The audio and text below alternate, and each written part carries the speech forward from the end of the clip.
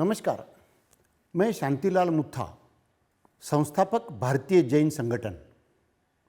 भारतीय जैन संगठन एक स्वयंसेवी संस्था है। पिछले 35 वर्षों से सोशल सेक्टर, एजुकेशन और डिजास्टर मैनेजमेंट इन 3 क्षेत्र में कार्यरत है। आज तक आई हुई सभी नैसर्गिक आपत्तियों के ऊपर बीजेएस ने सक्सेसफुली काम किया है।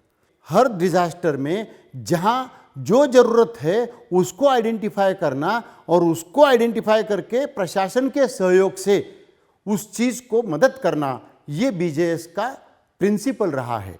तो बीजेएस ने पिछले 1.5 साल से कोरोना कार्यकाल में ज़्यादा से ज़्यादा महाराष्ट्र में और कई अन्य जगह पर काम करने की कोशिश की। जब सबसे पहला लॉकडाउन मार्च 20 में शुरू हुआ, पूरा डर पैदा हुआ था। एक भी आदमी घर से बाहर नहीं निकल सकता था। कोई आदमी अगर बीमार होता है तो डॉक्टर के पास भी जाने की उसको सहूलियत नहीं थी। उस समय बीजेएस ने इमीडिएटली 1 अप्रैल से मोबाइल डिस्पेंसरी सेवा, इस प्रोजेक्ट को कंसेप्चुअलाइज किया गया। Doctor at your door step, क्योंकि अगर लोग घर से बाहर नहीं निकल सकते हैं तो हम मोबाइल डिस्पेंसरी तैयार करके एक वैन में पूरा डिस्पेंसरी को बनाकर डॉक्टर, सिस्टर, पीपी किट पहन के और सभी साहित्य देके, दवाइयाँ देके हम लोग गली गली में भेजते थे और वो लोगों की सहायता करते थे, हेल्थ चेकअप करते थे, उसमें से कोरोना सस्पेक्ट बाहर निकालते थे, उनका टेस्टिंग करते थे, उसमें से क्वारंटाइन सेंटर में भेजते थे, फिर कोविड केयर सेंटर में भेजते थे। बोलते बोलते पूना में हमने इसको 100 मोबाइल डिस्पेंसरी तक हम लेके गए। हमने ये काम बंबई में शुरू किया।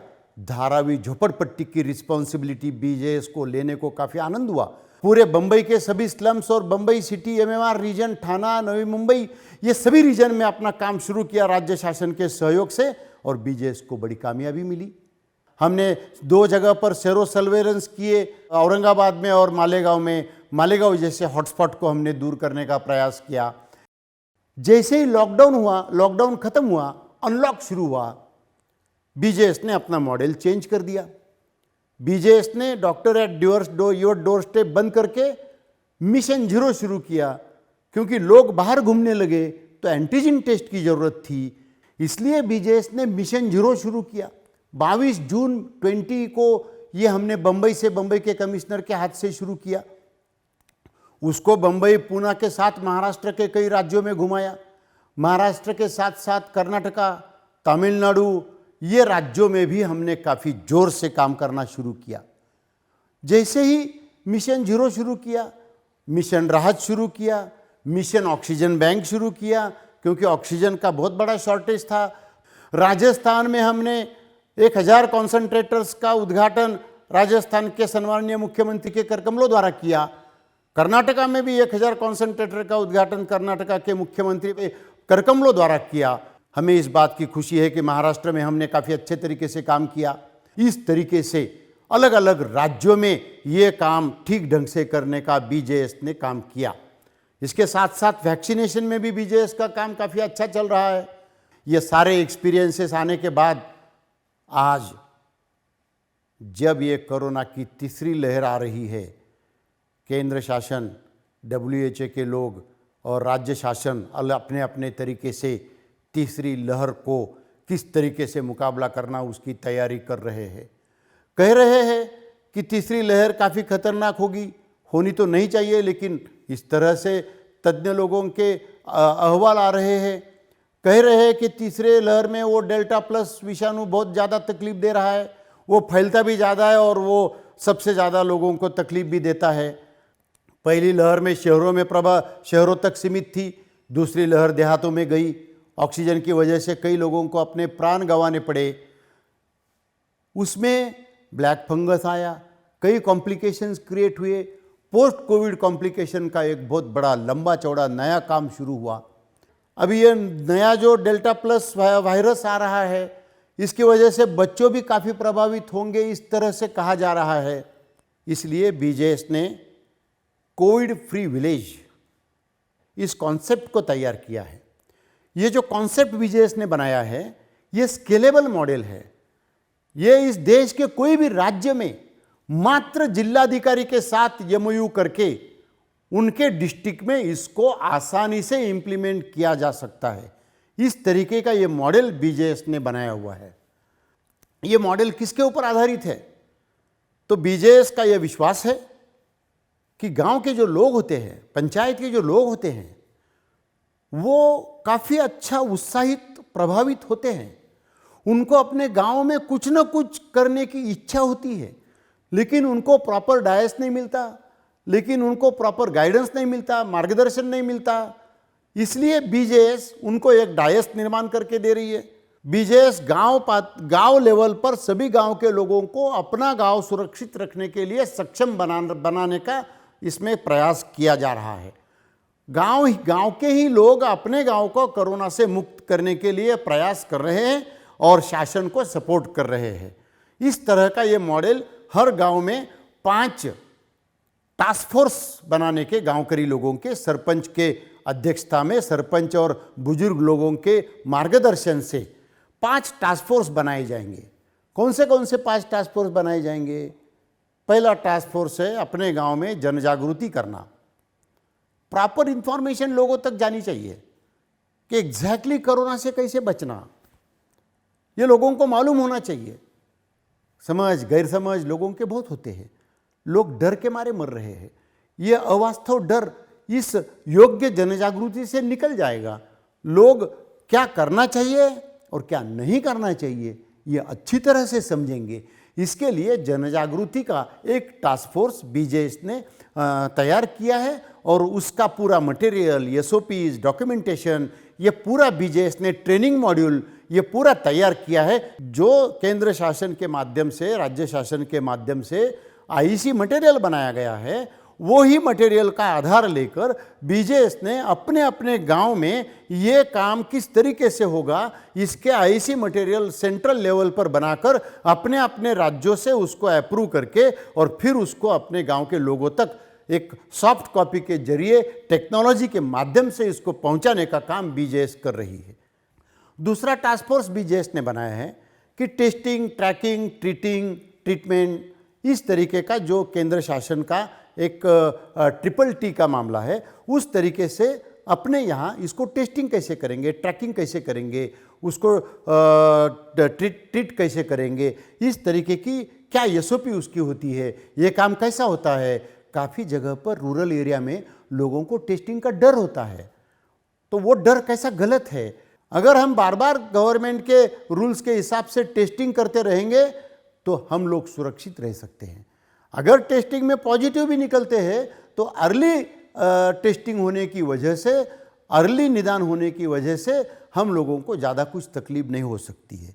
इसलिए ये गांव में जो गवर्नमेंट अपने प्राइमरी हेल्थ सेंटर के माध्यम से, आशा वर्कर के माध्यम से, आंगनवाड़ी सेविकाओं के माध्यम से जो काम कर रही है, उसको गांव के लोगों ने सहयोग कैसा करना, तो ये टास्क फोर्स प्रशासन को इस तरीके से सपोर्ट करेगा कि उनको सब तरफ लोग टेस्टिंग करने के लिए जो लोग तैयार नहीं होंगे उनको कन्विंस कैसे करेंगे, उनका टेस्टिंग होने के बाद उनको क्या सहयोग करेंगे।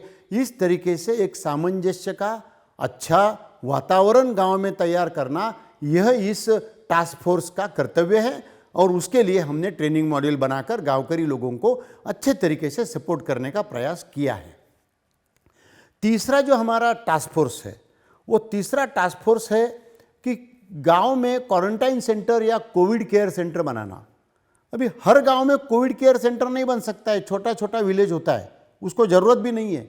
10-20 विलेजेस में एक हो सकता है क्या, तो हो सकता है, लेकिन जहां बनाना है वहां कोविड केयर सेंटर कैसे बनाना है। लेकिन जहां कोविड केयर सेंटर नहीं बनाना है, लेकिन फिर भी अपने गांव में अगर पॉजिटिव लोग आते हैं तो एक क्वारंटाइन सेंटर चाहिए क्या।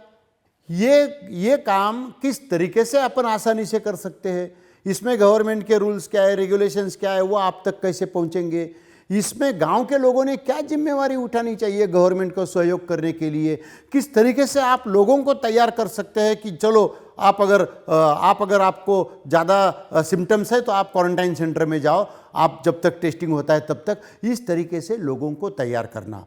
वैसे ही जैसे आपको क्वारंटाइन सेंटर में व्यवस्था क्या होनी चाहिए, सुविधाएं क्या होनी चाहिए, उनके घर से खाना कैसा अच्छे तरीके से उनको मिलेगा, एंटरटेनमेंट के कैसे साधन वहाँ होने चाहिए, उनको हम योगा कैसे देंगे, उनको गर्म पानी वगैरह कैसे मिलेगा, उनको खाना अपने घर से अच्छा कैसे मिलेगा जो उनको चाहिए जैसा चाहिए, उसकी व्यवस्था कैसे तरीके से की जाएंगी, उसमें गवर्नमेंट से किस तरीके से आपको सपोर्ट मिलेगा। ये सारी बातों को करने के लिए जो टास्क फोर्स बन रहा है, वो टास्क फोर्स को उसका काम करने के लिए हम लोग गाइडलाइन तैयार कर रहे हैं और वो सब गाइडलाइन उनके पास सॉफ्ट कॉपी के माध्यम से, टेक्नोलॉजी के माध्यम से वो गाइडलाइन दी जाएंगी। चौथा टास्क फोर्स हम गांव में बना रहे हैं कि गवर्नमेंट की जो स्कीम्स होती है, सुविधाएं होती है, उसका उपयोग गांव के लोगों ने कैसा करके लेना चाहिए। केंद्र शासन हो, राज्य शासन हो, कोई भी राज्य हो, अपने राज्य के लोगों के लिए काफ़ी ज़्यादा योजनाएं बना रहा है कि लोगों को कोविड केयर सेंटर बनाने का है, लोगों को अभी लॉकडाउन है तो अनाज देने का है, लोगों को अगर एडमिट होना है तो हॉस्पिटल की सुविधाएं देनी है, वो भी विना मूल्य देनी है, लोगों को अगर और ज़्यादा तकलीफ होती है तो और ज़्यादा सहयोग करना है। अपने अपने स्टेट में अपने अपने प्रादुर्भाव के हिसाब से जो मैक्सिमम राहत लोगों को देने के लिए राज्य सरकार की तरफ से और केंद्र सरकार की तरफ से जो भी स्कीम्स डिक्लेयर होती है, एक टास्क फोर्स में 2-3 लोग, वो स्कीम्स कैसे वहाँ तक पहुँचेगी, वो स्कीम का फ़ायदा मेरे गांव के लोगों को कैसा मिलेगा, मेरे गांव के लोगों को उसके फॉर्मेट में कैसे उनको अवेलेबल करके दूँ, मेरे गांव में उस तरीके के बोर्ड कैसे लगाऊँ, क्योंकि यहाँ से आगे ये बीमारी बढ़ते जाएंगी, पोस्ट कोविड कॉम्प्लिकेशंस बढ़ते जाएंगे। तो हमको अगर हम सतर्क रहे, गवर्नमेंट की योजनाओं का लाभ अगर हम ले सके तो हमारा इलाज विनामूल्य हो सकता है, कम खर्चे में हो सकता है। अदरवाइज़ ये बीमारी का खर्चा हमारे देहातों के लोगों को परवड़ने वाला नहीं है। इसलिए ये सब लोगों ने ये चौथा टास्क फोर्स के माध्यम से किस तरीके से हम लोगों को सहयोग कर सकते, इसके लिए ये चौथा टास्क फोर्स हमने बनाया है। अब हम 5वां टास्क फोर्स बनाया है, वो है वैक्सीनेशन का। हर जगह पर वैक्सीनेशन काफ़ी तेज़ी से चल रहा है, बीच में कुछ रुकावटें थी, अभी वो तेज़ी बढ़ रही है। हमारा ये मानना है कि जितना ज़्यादा वैक्सीनेशन होगा उतना कोरोना का प्रादुर्भाव कम होगा। इसका मतलब वैक्सीनेशन लेने के बाद कोरोना नहीं होगा ऐसा हम नहीं बोल रहे। कोरोना तो हो सकता है लेकिन वो इतना ख़राब नहीं होगा जिसकी वजह से आपको हॉस्पिटलाइज में जाना पड़ेगा, जिसकी वजह से आपको आईसीयू लगेगा या वेंटिलेटर लगेगा, इतनी तकलीफ नहीं होगी, क्योंकि आपके शरीर के अंदर उस कोरोना का मुकाबला करने के लिए एक शक्ति तैयार होती है वैक्सीन के माध्यम से। तो इस तरीके से वैक्सीनेशन के कितने लोग हमारे गांव में एलिजिबल है, कितने लोगों का हुआ है, कितने लोगों का नहीं हुआ है, फर्स्ट डोज कब हुआ है, सेकंड डोज कब हुआ है, लोगों को रजिस्ट्रेशन करने के लिए सहायता कैसे करेंगे, उनका मोबाइल एप्लीकेशन में कैसे नाम भरेंगे, उनका रजिस्ट्रेशन कैसे करेंगे, उनको कैसे लाएंगे, ये सारा काम गांव के लोगों ने ही तो करना है। ये काम करके हम प्रशासन को सहयोग देंगे तो ही तो वो पूरा काम होगा। अभी ये कोरोना का मुकाबला सभी लोगों ने गांव के मिलकर प्रशासन को सहयोग करके एक जन आंदोलन के तरह इसको तैयार करना चाहिए। इसलिए भारतीय जैन संगठन ने कोविड मुक्त गांव की संकल्पना को सामने लाया है। इतना ही मैं यहाँ कहना चाहता हूँ। नमस्कार।